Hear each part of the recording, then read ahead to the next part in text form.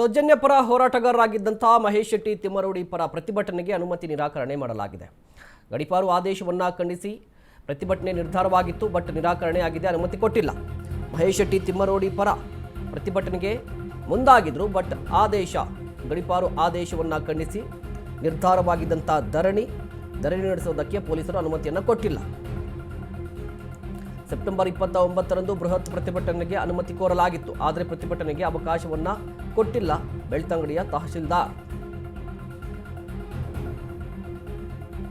ರಾಷ್ಟ್ರೀಯ ಹಿಂದೂ ಜಾಗರಣ ವೇದಿಕೆಯಿಂದ ಇದೇ ಸೆಪ್ಟೆಂಬರ್ 29ನೇ ತಾರೀಕು ಬೃಹತ್ ಪ್ರತಿಭಟನೆ ನಡೆಸೋದಕ್ಕೆ ನಿಗದಿಯಾಗಿತ್ತು,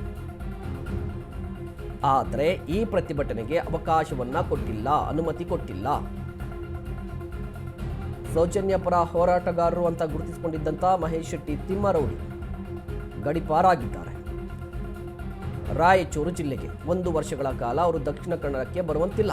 ಈ ಗಡೀಪಾರನ್ನ ವಿರೋಧಿಸಿ ರಾಷ್ಟ್ರೀಯ ಹಿಂದೂ ಜಾಗರಣ ವೇದಿಕೆ ಇದೇ ಸೆಪ್ಟೆಂಬರ್ 29ನೇ ತಾರೀಕು ಒಂದು ಬೃಹತ್ ಪ್ರತಿಭಟನೆಗೆ ಮುಂದಾಗಿತ್ತು, ಆದರೆ ಈ ಪ್ರತಿಭಟನೆಗೆ ಅನುಮತಿಯನ್ನು ಕೊಟ್ಟಿಲ್ಲ, ನಿರಾಕರಣೆ ಮಾಡಲಾಗಿದೆ.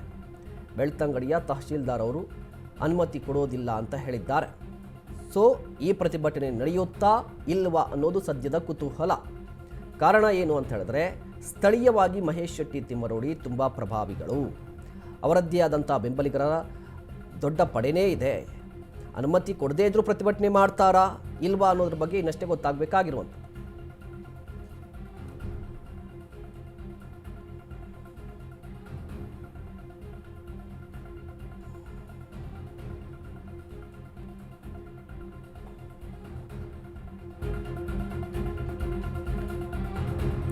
ಎಸ್ಐಟಿ ತನಿಖೆ ಬಗ್ಗೆ ವೀರೇಂದ್ರ ಹೆಗ್ಗಡೆ ಸ್ವಾಗತ. ವಿಚಾರಕ್ಕೆ ಸಂಬಂಧಪಟ್ಟಂತೆ ಬೆಂಗಳೂರಲ್ಲಿ ಡಿಸಿಎಂ ಡಿ ಕೆ ಶಿವಕುಮಾರ್ ಅವರು ರಿಯಾಕ್ಟ್ ಮಾಡಿದ್ದಾರೆ.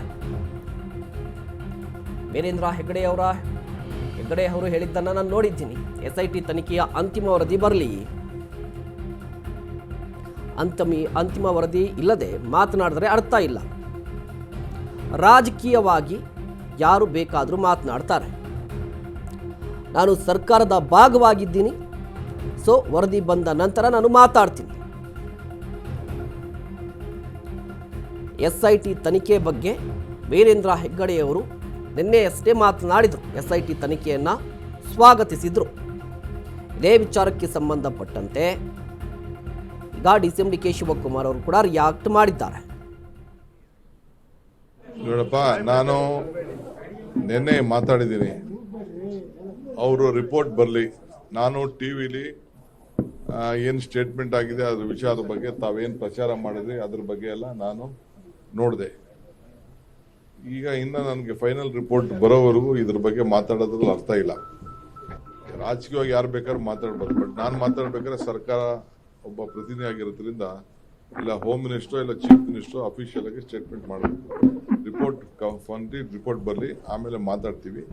ಬಟ್ ವಾಸ್ತವಾಂಶ ಏನು ಅಂತ ಜನಕ್ಕೆ ಅರಿವು ಮಾಡಬೇಕು ಅನ್ನೋದು ನಮ್ಮೆಲ್ಲರ ಆಸೆ. ನಮಗೆ ಸುಪ್ರೀಂ ಕೋರ್ಟ್ ಆಗಿದ್ದು ಗೊತ್ತು, ಕೇಸ್ಗೆ ಹೋಗಿದ್ದು ಗೊತ್ತು, PL ಹಾಕಿದ್ದು ಗೊತ್ತು, PL ನಡೀರಿ ಅಲ್ಲೇ ಲೋಕಲಲ್ಲಿ ಹೋಗಿ ಅಂತ ಅಂದ್ಬಿಟ್ಟು ಅವ್ರು ಬೈಕ್ ಕಳಿಸಿದ್ದು ಗೊತ್ತು, ಅದೆಲ್ಲ ನಮ್ಗೆ ಗೊತ್ತಿದೆ ಅದು. ಬಟ್ ಅದನ್ನ ಯಾರನ್ನು ಸುಪ್ರೀಂ ಕೋರ್ಟ್ ಆಗಿದೆ ಅಂತ ಯಾರು ಹೇಳ್ಕೊಳಲ್ಲ. ಬುರ್ಡೆನ್ ಎತ್ಕೊಂಡೋಗಿ ಡೆಲ್ಲಿಗೂ ಎತ್ಕೊಂಡು ಹೋಗೋರು ಬುರ್ಡೆನ, ಅದು ಕೂಡ ನಮ್ಗೆ ಮಾಹಿತಿ ಇದೆ. ಬಟ್ ಅದನ್ನ ನಾವು ಅಧಿಕೃತವಾಗಿ ಡಿಪಾರ್ಟ್ಮೆಂಟ್ ಅವರೇ ನಮ್ಗೆ ನೋಟಿಫೈ